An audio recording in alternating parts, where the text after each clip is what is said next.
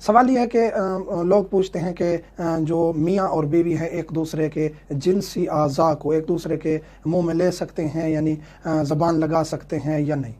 تو ایسا کرنا شرعاً حرام نہیں ہے، جائز ہے۔ بعض لوگ کہتے ہیں کہ جی نامناسب فعل ہے، تو ٹھیک ہے نامناسب ہے، آپ نہ کریں، لیکن دوسروں کو یہ کہنا کہ حرام ہے، شریعت اجازت نہیں دیتی، مفتی بن جانا، فتویٰ دینا جائز نہیں ہوتا۔ ایسا کرنا شرعاً کوئی حرام نہیں ہے، حرام نہیں ہے۔ آپ کے سامنے آپ کی نظروں میں کوئی چیز کبھی ہے تو اس کو آپ فتویٰ نہیں دے سکتے کہ یہ حرام ہے۔ تو یہ ٹاپک وہ ہیں جو اہل سنت کے علماء اور کافی دیگر لوگ جو حتیٰ کہ لا علم ہوتے ہیں شریعت سے، وہ بھی اپنی چیزیں نکال کے یوٹیوب پہ اور فیس بک پہ ڈال رہے ہوتے ہیں اور عوام کو پریشان کر رہے ہوتے ہیں۔ تو شرعی حکم یہ ہے کہ ایسا کرنا جائز ہے، اگر نامناسب فعل ہے تو نہ کریں، اجتناب کریں، لیکن اس میں کوئی شرعاً حرمت اسلام میں ایز سچ اورل سیکس کی کوئی ممانعت نہیں آئی، سوائے وہ قوم لوط والا جو اینل سیکس ہے اس کو ضرور ایڈریس کیا گیا۔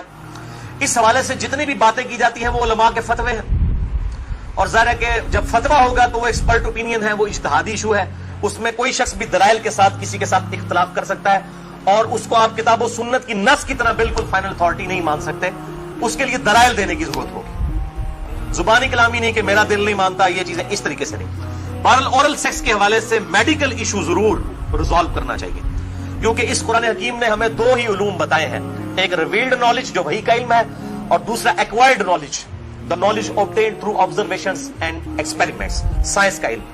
ان دو میں سے اگر ایک علم بھی یہ چیز ویریفائی کر دے کہ اس طرح کا ایکٹ جو ہے صحت کے لیے نقصان دہ ہے، تو پھر اس کی اسلام میں اجازت نہیں ہوگی۔ مثال کے طور پر یہ جو یورینیم ہے، اگر آپ اس کو نیکڈ ہاتھ لگائیں گے تو سکن کینسر اس کی وجہ سے ہو سکتا ہے، یہ قرآن و حدیث میں نہیں موجود لیکن سائنٹیفکلی پروف ہے، تو یہ اس کو پھر اس طریقے سے پریکٹس کیا جائے گا اور بچا جائے گا۔ اس حوالے سے میں نے گفتگو بھی کر دی ہے، مسئلہ نمبر 39، علم وحی اور علم سائنس کی اہمیت اور ان کا دائرہ کار، اہل سنت پاک.com پہ۔ بہرحال میں نے اشارتاً اب گفتگو کر دی ہے، عقل مند کے لیے اشارہ کافی ہے، اس میں مزید ڈیٹیل میں جانے کی ضرورت نہیں۔ مرد و عورت کا ایک دوسرے کی شرمگاہ کو منہ لگانا یا منہ میں لینا، اس کا شرعی حکم کیا ہے؟ کیا یہ جائز ہے یا ناجائز ہے؟ میں نے ایک پاکستان کے بہت بڑے شخصیالوجست تھے، ان کی میں نے تحریر کو پڑھا اور سنا بھی کہ مجھے اس کے بارے میں شرم کوئی بات نظر نہیں آتی کہ انسان اورل سیکس کرے، شرعی طور پر اس کے اوپر کوئی رکاوٹ نہیں ہے۔ تو جب میں نے پڑھا تو میں نے سوچا کہ اس کے اوپر ضرور تحقیق کر کے بات کرنی چاہیے، کیونکہ لوگ عموماً ایسا سوال پوچھتے ہیں، تو اس کا جواب یہ ہے کہ اورل سیکس کرنا یا مرد و زن کا، میاں بیوی کا اپنی شرمگاہوں کو چاٹنا یا اپنے منہ میں لینا، یہ شرعاً ناجائز ہے، اور اس کے مختلف درجات ہیں کہ اگر صرف اور صرف ظاہر کو چوما چاٹا جائے یا اس طرح کا کام کیا جائے تو یہ مکروہ ہے، لیکن اگر انسان کا سیمن جو ہے، انسان کی منی جو ہے مرد اور عورت کی وہ منہ میں چلی جائے تو یہ مکروہ ہے، تحریمی ہے، اور اس کا نگل لینا تو ویسے بھی کسی صورت جائز نہیں، حرام ہے۔ عورت جو ہے وہ اپنے میاں کی شرمگاہ کو منہ لگانا، اس کا ظاہری طور پر یہ مکروہ قرار دیا گیا ہے، لیکن شرمگاہ سے نکلنے والی مزی یا ودی یا کسی طرح کی بھی جو ہے وہ پانی کو یا رطوبت کو اپنے منہ میں لینا یا اسے نگل لینا، یہ ناجائز اور حرام قرار دیا گیا ہے۔ اور اسی طرح مرد کا اپنی بیوی کی شرمگاہ کو چاٹنا یا اس پہ اپنی زبان کو لگانا، یہ بھی درست نہیں ہے، یہ بھی ممنوع ہے، اور یہ چیزیں اصولی طور پر فطرت کے خلاف ہیں۔ سوال ہے تو بہرحال میں یہ کہوں گا، میں نے پہلے اس کی وضاحت کر دی ہے کہ حرام تو نہیں ہے، احتیاط کرنا چاہیے، احتیاط کرنا اس معاملے میں زیادہ بہتر ہے، لیکن حرام نہیں ہے، تو لہٰذا اگر کوئی خاتون اپنے شوہر کی شرمگاہ منہ میں لینا چاہتی ہے، یا کوئی شوہر جو ہے اپنی خاتون اپنی بیوی کی جو ہے شرمگاہ کو زبان لگانا چاہتا ہے، تو احتیاطی پہلو علماء نے کہا ضروری ہے، لیکن بہرحال حرمت نہیں ہے کہ ہم حرام بہرحال اس کو نہیں کہہ سکتے ہیں۔ جو ہے کوئی آدمی میاں بیوی آپس میں پیار سے جماع سے پہلے پیار کر سکتے ہیں، لیکن شرمگاہوں کو چومنا ناجائز ہے۔ یا جس منہ سے کلمہ پڑھتے ہو کہاں رکھو گے؟ پیشاب کی جگہ پر۔ یہی فائدہ ہے فلمیں دیکھنے کا، اور فلمیں دیکھو، یہ انگریزوں کی تعلیم ہے، انہوں نے تباہ و برباد کر، اسی وجہ سے آج کا نوجوان 20 سال میں ختم ہو جاتا ہے، فلمیں دیکھ دیکھ کے اس کی طاقت ہی ختم ہو جاتی ہے۔ اور بات یہاں پتہ چلی کہ یہ بھی تھوڑا حیا کے خلاف مسئلہ ہے، لیکن آج کی نئی نوجوان نسل جو ہے اس میں بہت زیادہ مبتلا ہو رہی ہے، جس کو اورل سیکس کہا جاتا ہے۔ اور میں نے جیسے عرض کیا کہ شرعی مسائل میں چاہیے اور اس کو بیان کرنا یہ ہماری ذمہ داری ہے، تو یہ چیز بھی انگریزی فلموں سے اور فحش فلموں سے ہماری نئی نسل میں بہت تیزی سے سرایت کر رہی ہے۔ اور لوگ اس بارے میں علماء سے بہت زیادہ مسائل پوچھتے ہیں، خواتین بھی پوچھتی ہیں جو اس میں مبتلا ہیں. تو اس کا بھی مسئلہ یاد رکھیں کہ اللہ تعالیٰ نے حالت حیض میں زوجہ سے ہم بستری کو حرام قرار دیا کیونکہ اس میں گندگی ہے. آپ دیکھیں کہ وہ گندگی اس درجے کی نہیں ہے جتنی اورل سیکس میں گندگی ہوتی ہے. اگر اس میں ڈسچارج ہو جائے بندہ، انسان جو بستری کرنے والا ہے زوجہ سے، وہ منہ میں ڈسچارج ہو جائے تو آپ سوچیں کہ اللہ تعالیٰ شرمگاہ کو گندگی سے بچا رہے ہیں، جس کی وجہ سے حیض کی حالت میں ہم بستری کو حرام قرار دیا. تو منہ جس سے انسان کھانا کھاتا ہے، جس سے کلمہ پڑتا ہے، اور جو انسان کے جسم میں سب سے اشرف عضو ہے، سب سے زیادہ معزز اور مکرم عضو ہے، اس میں ایسی گندگی کو ڈالنا کہاں سے جائز ہو سکتا ہے، کہاں سے حلال ہو سکتا ہے؟ تو آج بعض متجدد قسم کے لوگ جو ہے نا اس کو حلال قرار دے رہے ہیں، تو یہ بالکل غلط ہے. تو یہ بات خوب ذہن میں رکھیں کہ اورل سیکس کے ذریعے اپنی خواہش کو پورا کرنا اس طور پر کہ ڈسچارج ہو جائے انسان عورت کے منہ میں، بیوی کے منہ میں، یہ بالکل حرام ہے، بالکل ناجائز ہے، کیونکہ منی ایک غلیظ اور ناپاک اور گندگی ہمارے ایک بڑا سوال آج کل ہوتا ہے کہ اورل سیکس کے حوالے سے کہ بھائی ہمارا دین اس کی اجازت دیتا ہے یا نہیں دیتا. تو جن لوگوں کو قرآنی استدلال کی مہارت حاصل نہیں ہوتی ہے وہ کہتے ہیں یار اللہ نے قرآن میں فرمایا الا علی ازواجہم، اپنی زوجہ سے نفع حاصل ہو، تو اللہ تعالیٰ نے تو ایک مطلق حکم ارشاد فرمایا ہم جیسے چاہے نفع لیں. تو وہ اس جانب چلے جاتے ہیں کہ اللہ کے بندے بالکل یہ چیزیں جائز ہیں ہمارے دین کے اندر. یہ غلط استدلال ہوتا ہے. سلیم الطبع انسان کو دیکھیں کہ ایک بندہ ابھی ماحول کی آلودگیوں نے اس کو خراب نہیں کیا.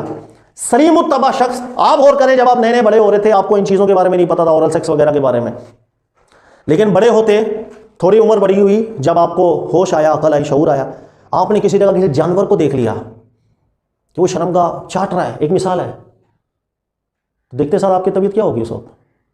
اپنی فطرت کو سمجھیں، آپ کو گھن آئے گی، آپ بولیں گے گھن والی چیز ہے یار یہ کیا؟ تو اللہ تعالیٰ نے جس فطرت پہ آپ کو بنایا آپ میں اس چیز کے اندر گھنیں ہیں، پاکیزگیاں نہیں ہیں، اس کے اندر خباثت ہیں.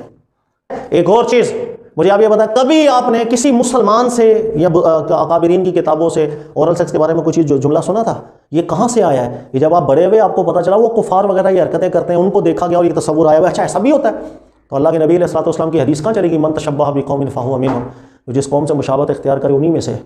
یہ ان کی غلط حرکتیں، خبیث حرکتیں جو ہمارے آنا شروع ہو گئی. لوگ سوال کر رہے ہیں اور میں نے بھی سوشل میڈیا پہ دیکھا کئی لوگوں کو جواز دے رہے ہوتے ہیں جائز ہے.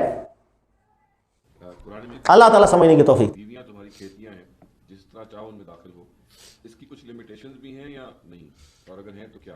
یہ آیت ہی غلط سمجھی پر بیان کی جاتی ہے. اس میں اللہ تعالیٰ نے یہ بتایا ہے لوگوں کو کہ تمہارا اور تمہاری بیوی کا تعلق ایک لباس کا سا ہے یا ایک کسان کا سا ہے.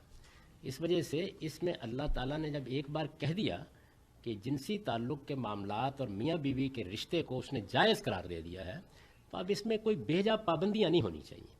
یعنی اللہ تعالیٰ یہ فرما رہے ہیں اس میں کہ تمہیں اللہ نے ایک ہدایت دے دی ہے، راستہ دکھا دیا ہے، تم جبلی طور پر جانتے ہو کہ صحیح طریقہ کیا ہے، لہٰذا اس کا لحاظ کرتے ہوئے میاں بیوی کے درمیان جو تعلقات ہیں ان کے بارے میں اب کسی دوسرے کو آ کے مداخلت نہیں کرنی ہے. یہ جو آزادی انسان کو اس دائرے میں خدا نے دی ہے یہ اس کا بیان ہے. اس کا ہرگز یہ مطلب نہیں ہے کہ جو طریقے فطرت کے بالکل خلاف ہیں ان کو اختیار کرے. شوہر بیوی کے ساتھ کیسا تعلق قائم کرے کہ اولاد پیدا ہو سکے؟ وہ اورل سیکس تک نہیں ہو سکتا، وہ اینل سیکس سے بھی نہیں ہو سکتا. ہاں یہ الگ بات ہے کہ اگر شوہر ناروا زیادتی کرتا ہے اور بالکل بے رحم ہے یا ایسا کوئی مطالبہ کرتا ہے کہ جو ناجائز میں آتا ہے، وہ تو نہیں پورا کرنا. جیسے آپ کو بتایا گیا کہ فطری طریقے کے علاوہ کوئی بھی ایسا طریقہ خواہ وہ شوہر اور بیوی کے درمیان ہی کیوں نہ ہو اسے حرام قرار دیا گیا، چاہے وہ عمل قوم لوط سے ملتا ہو یا اورل سیکس ہو. یہ تو ناجائز ہے ہی، لیکن فطرت کے دائرے میں. اور اس میں بنیادی چیز جو باہم کاؤنٹ کرتی ہے وہ باہم ایک دوسرے کے ساتھ کوآپریٹ کرنا ہے، ایک دوسرے کے مزاج کو سمجھنا ہے اور ایک دوسرے کے ساتھ تعاون ہے. Oral sex, and I cannot go into details, of course, but let it be known that in our religion it is prohibited for a person to touch his private parts while urinating. It is prohibited to cleanse and purify yourself with your right hand after answering the call of nature, whether urinating or defecating. And the scholars say that this is obvious because Allah honors the right. The left hand is to be used for dirty things.